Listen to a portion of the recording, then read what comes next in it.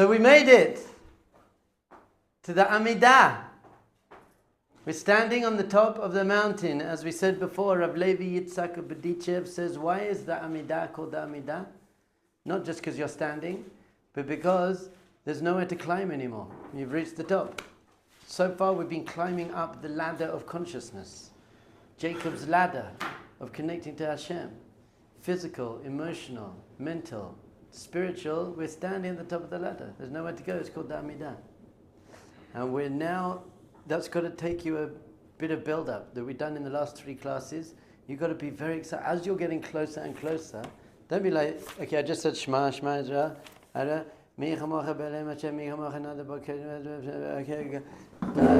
God Israel. Baruch Atah. Come on. You got to be we actually stand up at this point. Tehillat Kelyan. So we stand up, and in my shul we sing that bit. Or whatever tune. It's not a set tune. Whatever tune the Chazan wants to give. So we're now singing. We're getting ready. We're going out. We're going to meet. I jump a bit just because I do martial arts. So I'm like, I'm getting ready. I'm like, come on. If you see, I don't know if you watch Rocky. If you haven't watched Rocky, I can't respect you. You got to watch Rocky 1 and 4 particularly. But when they come out, they're on the music starts. You got the fire fountains, and they're like do do do do do do do do do do, and they get into the ring, and they're like bam, bam, bam, bam. So that's what I'm like before my Shema. I'm like, when I stand up, I've just said Shema, which is a mitzvah d'oraisa, so my soul's half out my body anyway.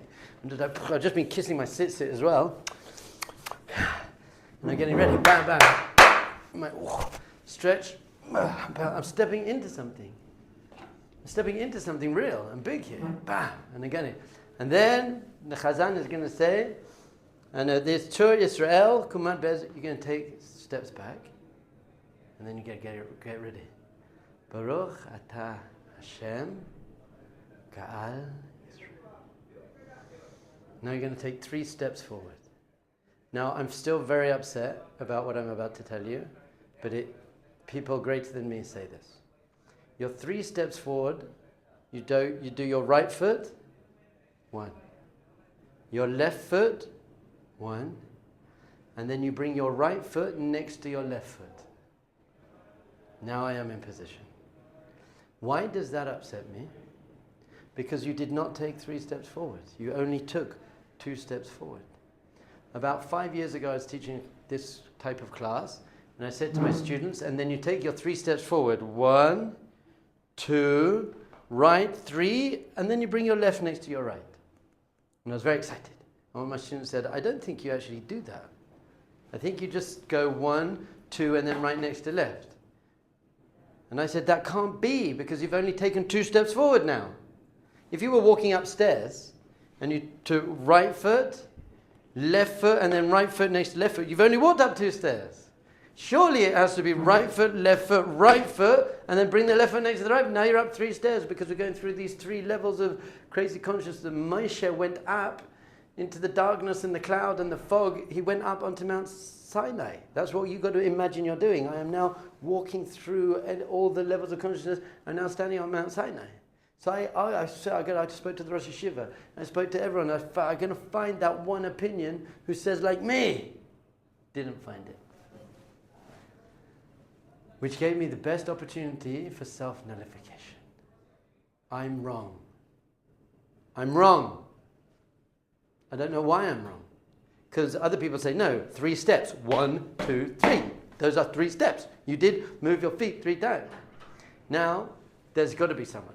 There's got to be someone who says what I say. But for me, now, every time I step into Shemona Esrei in a way that I don't want to, it helps me because it gives me humility. Saying I'm wrong, I must be wrong. So you step in, so you're there, you're very excited. Hashem. Ka'al Yisrael. 1, 2, 3. Hashem. Sefatai Tiftach. Actually, you can actually say Adonai because it's spelled Alid, Dalid, Nun, Yud. It's not spelled Yud and Hey, Abab and Hey. So, Adonai. Sefatai Tiftach.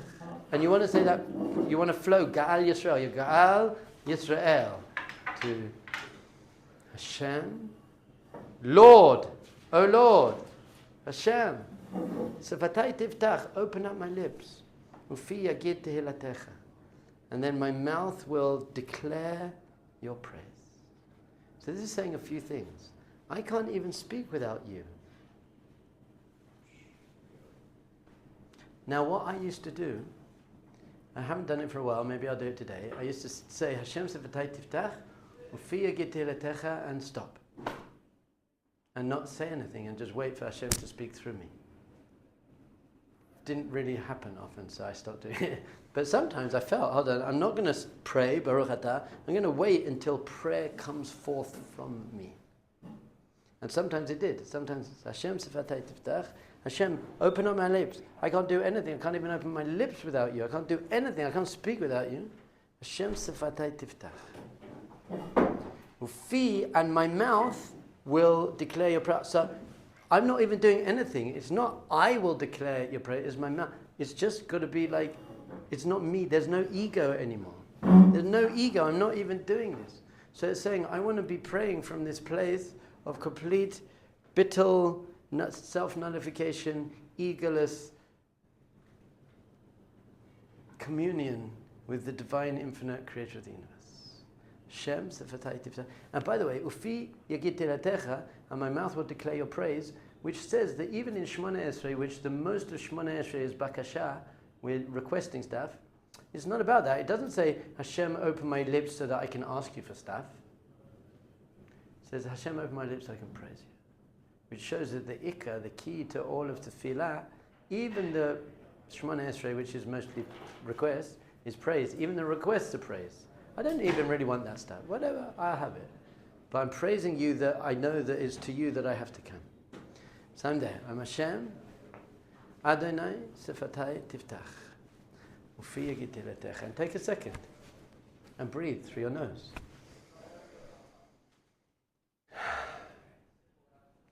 Feel like experience standing in front of Hashem.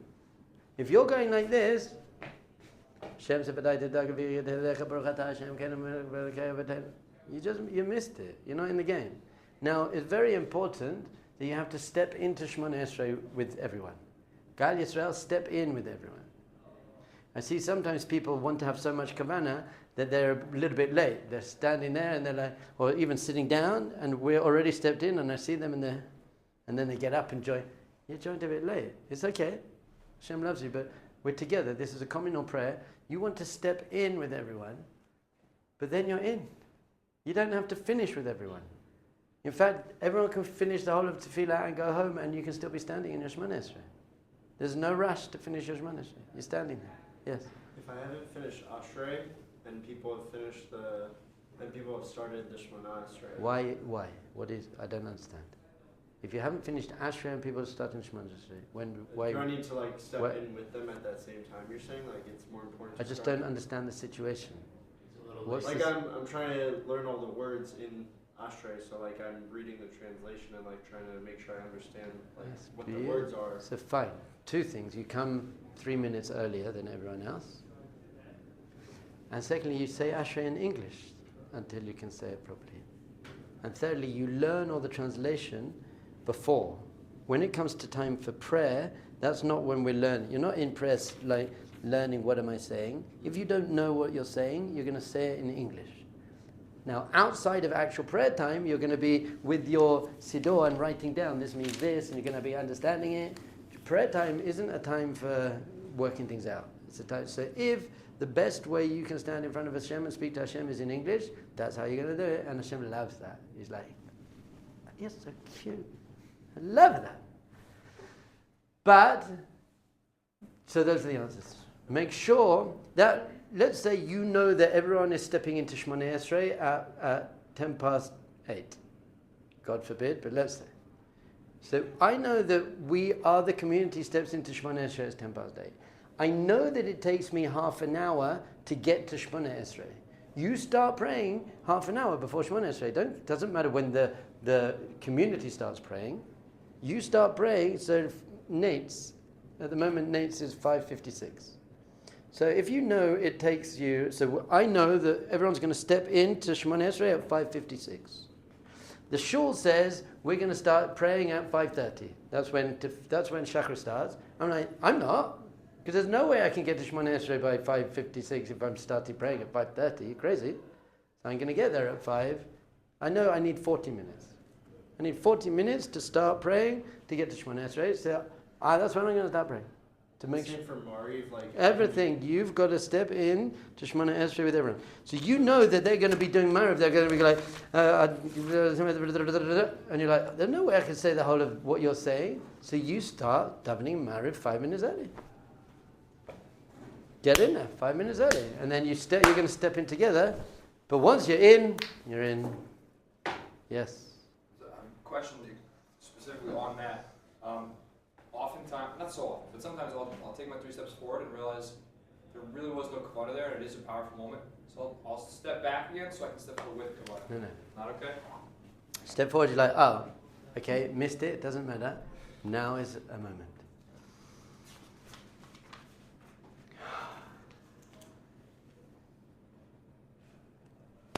And I have a second question. And 15 times during Shemona Esrei. That's why I'm davening along Shemona Esrei, because I'm realizing that I'm not having the kavanah I need to have, so I'll stop. That's what we said yesterday. But once you're in, we're not stepping back unless you need the bathroom. There's the reason you're allowed to get out. But once you're in, you're in. Yes. Additionally, sometimes I feel like how quiet I have to be respectful of the kahal. It's tough for me to hear myself, and so it's hard to have the truth is, you don't. There's a big machlokas if you need to actually hear yourself or not. Big machlokas. And the Zohar and the Arizal and the Chavetz Chaim. So I think it's more important to be quieter and not disturb other people but I think you can practice speaking very quietly and hearing yourself without people hearing you, unless literally you're packed into something.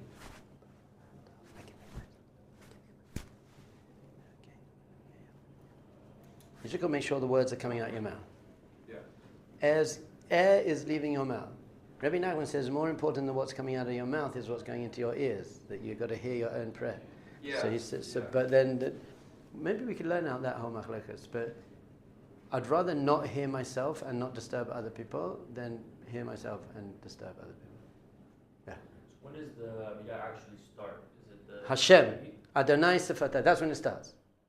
When it says you've got to start the Amidah straight after Gal Yisrael, that means Adonai. So you could go, Gal Yisrael, Hashem. It's not Baruch. It's not Baruch. Starting with that. So you're a bit, you don't have to rush into your Baruch. Once I've said that, I'm in. Stop. Baruch. Now at Baruch, you're going to bend your knees. The word for knee in Hebrew is berech. Baruch. Berech, Baruch. I am pulling down. I'm kneeling down in front of Hashem, but I'm also pulling Hashem down, and you're everything. Baruch, Atah. This comes from martial arts. This isn't a halacha, but it's very powerful. When you go down, you release your breath. Baruch Atah. Baruch Atah.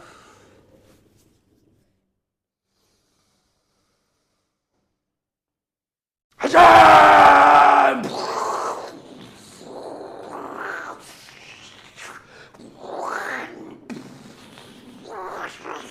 Wings are going to go. That's why I wear a talis, so no one can see this actually happening underneath it. You're just going to see my talis, but under that talis is that. And when the shama's like connected,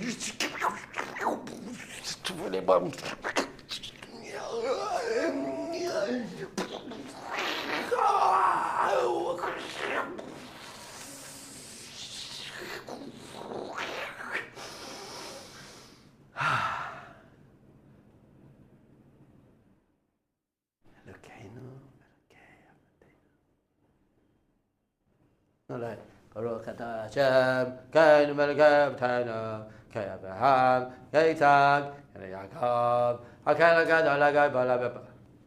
Not happening. Baruch Atah. Yes, do you have a question? Yes. If I were to just say it, you mentioned if you don't get it, like just say it in English, and then on your own. Work on the Hebrew. Work on it, but do I still get the mitzvah if I don't understand the words in Hebrew? And No. just read the Hebrew? The Rambam says if you say Shemona Esrei in Hebrew not understanding it, you did not daven. You did not fulfill your obligation of mincha. You just said some words. So let's say like you said, Mudani or Shachar, or I don't understand. We're talking about the Shemona Esrei for now. But yes, in general, there's no point.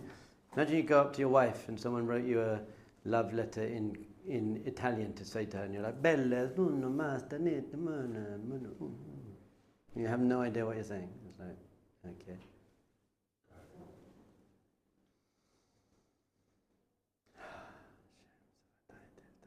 Baruch atah Hashem. Elokeinu, our God. Ours. We're going to say Elokei Avotenu, Avraham, Yitzhak, and Yaakov. It's very cute. Lovely he was theirs as well, but he's ours first. Your Ikar Kesher, your main connection to Hashem, cannot be because you're a Jew and you're children of Avraham, Yitzhak, and Yaakov. That's not your, it's an extremely important, amazing, powerful, beautiful one. But that's not your main one. Your main one is he is your God, our God. He's our God, my God now. Even without Avraham, Yitzhak, and Yaakov. Whatever, if that makes sense, because would he be without? But whatever, we get the idea. Elokeinu. Now, the whole of the Shemona Esrei is in the plural. Elokeinu ve'elokei avotenu. Shema kolenu. It's all in the plural. So you are speaking on behalf of the minyan. How do I know you're speaking on behalf of the minyan and not the Jewish people as a whole? Surely you should be talking about the Jewish people as a whole. Aren't I praying for all of us? Look at the, you don't say Sim Shalom. Shalom Rabbi Yisrael Amcha Tasim Neokid. So you say, at least you say Sim Shalom for Shachris. So let's quickly go all the way to the end to Sim Shalom. It says here, Sim Shalom, place peace. Toiva uvracha chayim v'chesed v'rachamim. Establish peace, goodness, blessing, graciousness, kindness, v'rachamim, aleinu, on us, v'al kol Yisrael amecha. Separation. And all of the Jewish people. So who's the aleinu? The minyan you're davening in now. So in my minyan, when I have one day, before we start davening, we're going to shake it. You know, at the beginning of a football match or rugby, you're like high five, or at the end you have a lineup. Before we're going to, I think there should be a halacha. Before you start davening, you have to stand in a circle and look at everyone in the eye and say, "We're together. This is it. We're the team." We should do it like, Shema. Wow. You do that in your minyan? I don't have a minyan, but if I did, I would. I do kind of have a minyan, but we don't do that because, I don't know. We should. Why, Rav, do we only do the bowing during two brachas of the... Firstly, it's because the word why the only baruch? Because at Modim anachnu lach, we bow at Modim, but we don't bend our knees, because it doesn't say baruch. But at the end of that bracha we do. Because we say baruch. But why do we only bowing at those ones? I don't know. I will get an answer for you. Does anyone know an answer? Why dafka those places are where we're praying? It makes sense to pray, to bow at the very beginning, to have humility. So the first bracha makes sense to me. I'm going to bow to get my humility going. And then we don't say in any of the other ones, and in fact, it's forbidden to. If you start bowing where you're not meant to, you're meant to say, oh, you can't do that. Very not allowed to bow. I think we bow at Modim because it's hada'ah, it's acknowledgement. But then again right after. In Modim. Afterwards again. In Modim though, but only in Modim. So we're bowing at the beginning because that's the beginning, so we want to start with the right intention. But I think we're bowing in Modim because that's acknowledgement, that's humility. Modim, Modeh ani. And at the end, because that's the bracha. I'll tell you know what? The end of Modim, which we'll get to eventually, is the only bracha in the whole of Judaism. This is a big claim. I'd like to find someone to show me differently. Every single bracha in Judaism starts in the second person, Baruch Atah, Hashem, and ends in the third person. Magen Abraham, all of them, Rafech, Amo Yisrael, Asher kol niyeh b'dvaroi. Every single bracha in the whole of Judaism starts Baruch Atah Hashem, second person, and then switches into third person. Why? To show us that we have a personal relationship with Hashem, but we also have to have respect. There's a zoom out. There's a ahava and yira. There's a love and an awe. Apart from one, the only bracha in the whole of Judaism that stays in the second person is that one, Madim. Baruch Atah Hashem, Hatov Shimcha, Ulecha Ne'eladam. You better have noticed that, by the way. You better be like, oh my goodness. What about Shechianu? Perfect example of not speaking to Hashem. Baruch Atah Hashem, again, Shechianu, who brought us to this time. That's a very good example of not this. This says, Hatov Shimcha, Ulecha Ne'eladam. I'm speaking mamish to Hashem. Awesome. Why? Because when you have a gratitude, it has to be a personal. It's got to be like, gratitude is closeness, so maybe that's why we bow there as well. But there's obviously an answer, probably even written here, why we bow in these places. I have a quick question on the Shoresh. I know that we're called the Jewish people, so in the same Shoresh, like Yehuda, Uda, is that coincidence or something specific to, it's like divine decree that's going to be our namesake forever? Coincidence? Well, I mean, is that coincidence? I just don't know who was decided by. Kingdom of Judah. Yeah, Kingdom of Judah. And Judah was given the kingdom. Okay, never mind. Yehudi is lehadat, is an acknowledge. The whole purpose of life is to acknowledge Hashem. So in some sense, this bracha of Shema Esrei is very much like our identity. Madim, 100%. We are the people who. The Gemara says, "What is a Yehudi? What is a Yehudi? It's someone who goes against avodah zarah, i.e., there's nothing about Hashem. I acknowledge Hashem. I acknowledge that there's a God, and therefore I have deep gratitude. I'm living in amazing gratitude. Baruch Atah Hashem Elokeinu. He's our God. So, by the way, this is very, very important, and we did speak about this a lot, but I have to mention it again. You're praying for the people in your minyan. So if someone's coughing or doing too loud and you're getting upset, you missed the point. You've got to pray for that person. But an authentic prayer, not like, oh Hashem, please help him to stop coughing and annoying everyone. Please Hashem, help him to stop being so annoying. Pray for him. Dafka that person in your minyan who you don't like. Pray for him more. Because if you don't like him, who is there an issue with? You. Now obviously there's an issue with him as well, but that's not your issue. Your issue is that you can't deal with other people's issues. So you're going to be, this is my minyan. Look around. Look, I do, by the way, I do, in general. If you see me, I stand in the Sephardim minyan, I'm there at the front. I turn around before we get into Shemona Esrei and I look at everyone. Not try to get eye contact, because I just look. I say, these are my people. I'm praying for these people. I love these people. And then I step into my Shemona Esrei and I'm like, okay, here we are. This is why I personally like being the Chazan. I like leading the Tefillah, not to show off, but the opposite, because I feel I have responsibility and I want to take responsibility for these people. I'm stepping. So whenever anyone wants to go and be the Chazan, the Shliach Tzibor, I say to them, look, it's not an ego thing, you're representing us. So the only thing I want, I don't obviously say it every day, but to my trusted students, I say, all I want from your thing is to be real, feel that you're speaking to Hashem, because you are on my behalf, on our behalf. So it doesn't have to be good. You can make as many mistakes as you like, as long as you mean what you're saying. At the high holidays, doesn't the Chazan even say something like, please? Yes, he says the Chazan's got a whole beautiful, beautiful, amazing thing. I also do. Whenever I be the Chazan, just because I have an ego that I have to fight, I say, Hashem, please make this not be about I'm leading. That would be the word. And sometimes I stand in my Shemona Esrei, I'm like, if I start feeling any ego coming up, I'll be like, Hashem, please make it be about you. And then especially when I'm leading the Chazara, the repetition, before I start, I say again, Hashem,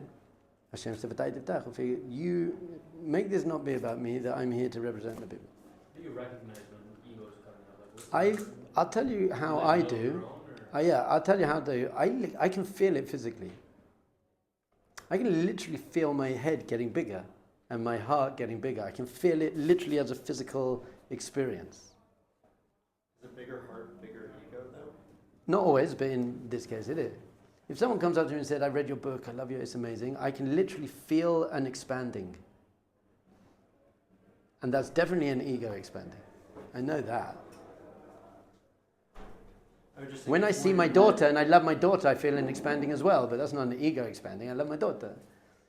But when someone compliments me, I feel that I know it's an ego expanding, but I pop it very quickly because I'm like, I'm basically, the more my ego expands, the more I'm pushing Hashem out. Hashem can't be there. And I don't want that. That goes against everything I want. So I'm like, pop it. Okay, we didn't quite get on to go through that whole bracha, but we had a bit of a performance. That's it, we'll finish it tomorrow.